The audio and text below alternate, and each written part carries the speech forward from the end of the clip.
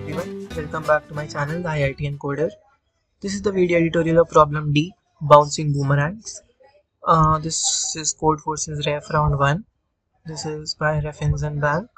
So what do we have to do is, to improve the boomerang throwing skills of the animals, the zookeeper has set up a n cross n grid with some targets, where each row and each column has at most 2 targets.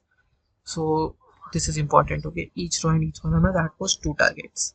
So now the columns are numbered from 1 to n from left to right, and the rows are numbered from 1 to n from top to bottom. So you are given an array of n elements. Each element has a value between 0 to 3. You need to place targets such that the total number of targets is 2n, is less than or equal to 2n, and that it is possible to get this array of targets if it is thrown in each column. Okay, so what do we do for this? So this is a simple question. I won't describe much to you. I will just give you a hint, and as you can see, the tutorials have also been uploaded. So I will give you a small hint and I will close this video.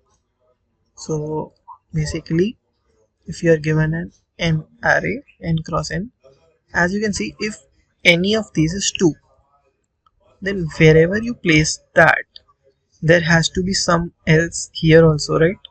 There has to be a target here, and wherever the target here is, the a of I of that should only be 1. Why?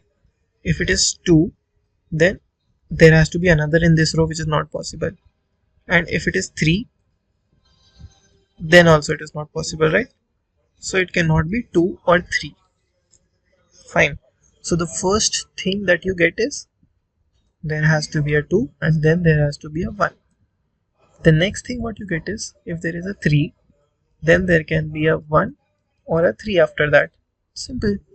So what you need to do is just fill the array in such a way that the 2's are always given by 1's and the 3's are given by 1's and 3's.